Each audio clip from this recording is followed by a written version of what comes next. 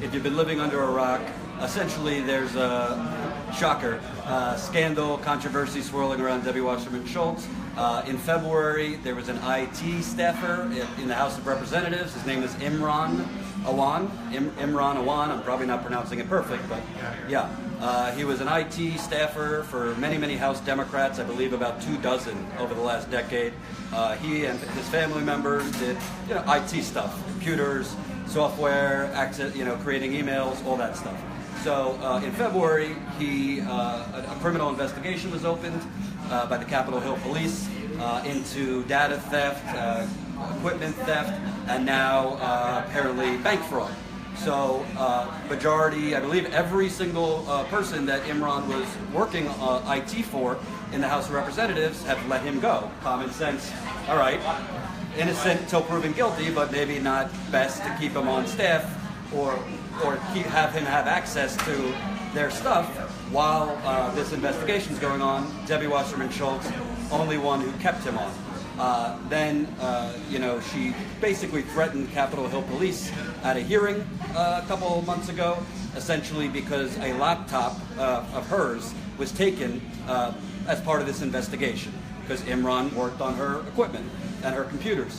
She said, and I quote, "There's going to be consequences," to the chief of Capitol Hill Police for not returning the laptop. The chief of Capitol Police was saying, "Oh, well, it's part of an investigation. You can't get it back right now." And the news this week, Imran, the IT specialist, was arrested at the airport trying to fly home to his home of Pakistan.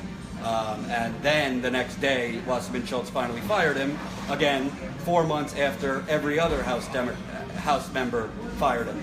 Obviously, you're running against her. You're not going to say, "Oh, give her a chance." But specifically as to this case, what are your thoughts? And does this just kind of put a blanket around the constant scandal and corruption associated with it? But when I first heard the story, I think back in February, I actually thought for a moment that Wasserman Schultz might be the victim of the wrongdoing of Mr. Awan. And we did not immediately send out any messages or say anything about it. But as it unfolded, it became kind of shocking. And I think the pivotal moment was, as you mentioned, that subcommittee hearing. It was a legislative subcommittee of the Appropriations Committee, the House Appropriations Committee, in which Wasserman Schultz seemingly threatened the chief of the police force if he did not return. I think it was a laptop that was seized. She was claiming it belonged to her. The chief of police was saying that was uncertain. And then, of course, since then, the news has gotten even a little stranger and stranger. Forbes magazine just published a report and said this is right out of a Tom Clancy novel. Some folks in South Florida have pointed out that maybe it's more like a House of Cards episode. But to me, it smacks, if nothing else, of a lot of mismanagement. Who manages their staff in this way only fires him the day after he's arrested trying to flee the country. There's been a lot of mismanagement under Wasserman Schultz when she was the head of the Democratic National Committee. Well, also, one thing the audience should know. So she says, or her office says, that while he was under investigation, we moved him from IT specialist to like an advisor. He had no access to any kind of computer equipment, and yet she still kept him on the staff. So what exactly does an IT advisor do? If an IT person, it's like, that's like me trying to do interviews with duct tape over my mouth. Like you can't do IT without access. So do you believe, obviously, at this point, there's no evidence she's under criminal investigation, there's no evidence she did anything wrong, but there is suspicious, why were you the only one that kept him on? Why do you desperately want this laptop back? And the way she dealt with the Capitol Police chief, you would think normal folks would say, hey, it's an investigation into one of my employees who is accused of serious crimes, cyber crimes. How can I help? I'd like to cooperate. Instead, you see her dig her heels in and try to circle the wagons and say, no, I want that computer back. So it raises suspicions among people. What is she hiding? What's on those computers? And we should also mention that when Awan sort of fled to Dulles International Airport, just prior to that, the FBI seized 2 hard drives from his home that had been smashed. So there's obviously an attempt to cover up some kind of crimes that the computers themselves or the hard drives would probably reveal. So it's raising an awful lot of questions. You know, what I find interesting is with Debbie Wasserman Schultz, you know, there seems to be kind of an entitlement or an arrogance the way she spoke to the chief of the Capitol Hill Police.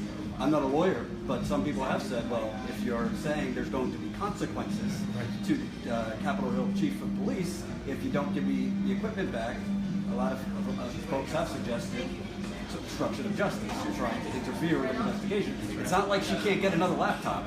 They have a couple on Capitol Hill.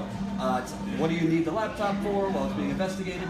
Do you think, obviously you don't want to, you know, go for the lowest hanging fruit to score political points, but do you think that this could potentially smack of something more legal, or at this point you want to see it play out? Got to see it play out. You know, my phone has been sort of ringing off the hook for the last few days, and I think all over South Florida people are sort of raising their eyebrows and saying, what is going on here? There's a lot of smoke. Is there fire where there's smoke? Time will tell. But it looks terrible optics for her, and it just seems to always be some kind of drama when you're dealing with Wasserman Schultz. You know, the whole DNC, the whole presidential campaign, the way it played out. I think I'm not saying anything that most folks wouldn't agree with. She's become a very divisive figure in the Democratic Party, and if this party is to come together and unify, as opposed to melt down and have a lot of dead exits, she really has to be gone. I firmly believe that people want a new direction. You know, you mentioned sort of the arrogance. Well, that comes with sort of incumbency, right? You see this Congress with approval ratings that are in the single digits, but re-election rates that are like 95%. And that's because these are protected seats, they're protected through gerrymandering, all the rules of campaign finance, everything is stacked for incumbents. And I know how hard it was as a challenger last year. It's difficult to get a fair airing, you could say, at the local Democratic clubs and the local union halls. The doors are sort of closed on anyone who's challenging an incumbent.